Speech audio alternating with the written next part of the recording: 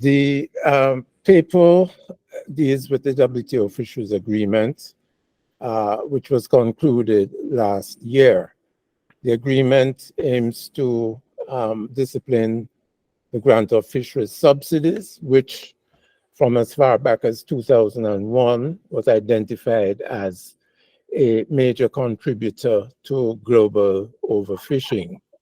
Hence, mandate was given by WTO trade ministers in Doha during that year, which called for the clarification and improvement of WTO disciplines on fisheries subsidies. Now, there's already a WTO agreement on subsidies and countervailing measures, SCM, where certain subsidies are explicitly prohibited. And it may have been the thinking at that time that a mere clarification of those disciplines was needed, and that any work needed to bring about a new dispensation would not be complicated. But that was not the case. The mandate was later altered to explicitly set out the need to reduce overcapacity and overfishing, reduce or eliminate any subsidies going to IUU fishing, as well as to eliminate subsidies being given for overfished stocks. This was done in an effort to speed up the negotiations, which had already started faltering sometime around 2016, 2017. But nothing in the WTO is ever simple, and it is almost always long-winded. So it has taken 20 years for an outcome to be realized, and even that outcome has been fairly limited. As I said, the talks almost collapsed at one stage and had to be started afresh. My opinion is that there were several major countries that were not really interested in having an agreement. Japan, for example, from the inception, claimed that proper fisheries management was the solution to overfishing. And as long as such management regimes were in place, there was no need to discipline subsidies or to reduce them or eliminate them. That is a message that they continued to press throughout the negotiations, and they were later joined by other countries, including the EU. So that was one of the fault lines during the negotiations. In addition, CARICOM and other small countries and less developed countries pointed to the fact that they were not the culprits when it came to global overfishing, and were in fact victims of the phenomenon. CARICOM member states operated as part of the African, Caribbean, and Pacific Group, ACP, it's now called the Organization for African, Caribbean, and Pacific Countries, and maintained a common front throughout the talks, thereby distinguishing themselves from some of the larger developing countries, such as China, which is acknowledged as the largest subsidizer. There were also very intensive internal consultations within CARICOM, led by the CARICOM Secretariat and the CRFM Secretariat. And I think this was really a very useful process. And just to indicate, given that Dr. Clark mentioned it, that process of coordination for the WTO fisheries subsidies negotiations has been in place for several years, and I have no doubt that it will continue. I, having left the Secretariat and a successor being appointed, I have every assurance that that sort of involvement will continue.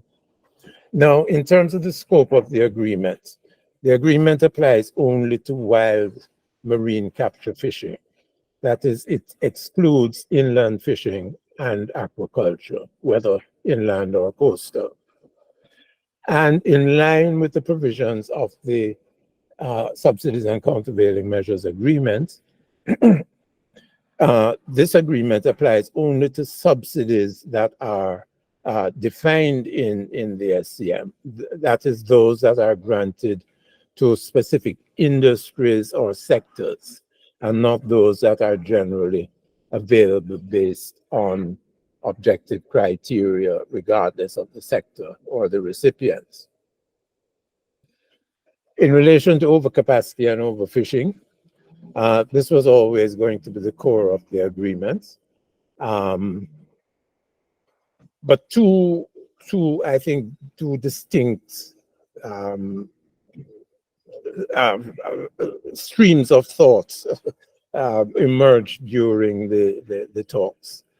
On the one hand, you had those who were saying, well, certain subsidies by their very nature, such as capital costs for both building engines, etc., as well as operational costs, are contributors to increased capacity and are so defined as prohibited subsidies in the SCM. On the other hand, you had those who were saying, now that we're talking about overcapacity and overfishing as a distinct class of disciplines, you first need to prove that the subsidies in question do contribute to overcapacity and overfishing before they can be prohibited. So that is the tension. That is one of the tensions that arose during the talks. Of course, you also had other groups of countries calling for exemptions from these disciplines, apart from the ACP and the LDCs. India put up its flag very early and said that it wanted to be exempted from these disciplines for all of its traditional fishing areas, which is quite a large expense. For our part, we in the ACP said that these disciplines should be targeted at industrialized fishing, and it is those countries that should bear the brunt of the new restrictions. We in CARICOM we also put forward a proposal that would have I seem to have lost my space, sorry. Yes, we put forward a proposal that would exempt certain developing countries whose share of wild capture fishing was less than a certain percent of the total global catch. We didn't quite define what percentage that would be, but we wanted an acceptance of the principle, and we could then negotiate the actual threshold. We called it a de minimis exemption. That had some uptake among members, but others were saying that all countries should make a contribution to the new agreements. Then there were countries that wanted to use management as the measure for sustainability, and therefore avoid any need for the elimination of any subsidies. I had mentioned Japan before as putting forward that argument. So that again became a flashpoint for debate during the talks, and it was never quite resolved. There were other issues which were eventually agreed as part of the final text. One, prohibition on subsidies granted to vessels not flying the flag of the subsidizing country. One of our member states had a bit of a problem with that. But the text eventually said that any such grant of subsidies by a WTO member should be subject to due restraint. In other words, they should think hard about it before granting subsidies to a flag to a vessel flying the flag of another country. That basically had to do with countries operating open registries, such as Panama. The prohibition of subsidies to fishing outside of a coastal member's jurisdiction or outside of the jurisdiction of a regional fisheries management organization or arrangement, that was finally agreed in the text of June last year. The provisions on IUU fishing, which were supposed to have been a kind of early harvest back in 2017, those talks were quite were quite extensive and went on for a long time. Basically the idea was that you have to eliminate any subsidies given to a vessel found to have been engaged in IUU fishing. But there were some problems raised by some coastal states who felt that in the course of the normal course of things, some of their vessels have been arbitrarily detained by other coastal states, and there needed to be certain guarantees about due process and the legality of such detentions and so on. While other states were a bit concerned that if the agreement were to be written in a certain way, it could call into question the legality of their own IUU determinations and their challenges to foreign vessels found to have been engaged in IUU fishing. At the end of the day, there was language which I think managed to satisfy both sets of both parties, and with the caveats built in about due process and in accordance with international law and so on and so forth. Overfished stocks, that was maybe one of the least controversial chapters in the agreement. A stock is recognized as overfished if the coastal member under whose jurisdiction the fishing takes place recognizes it as such, and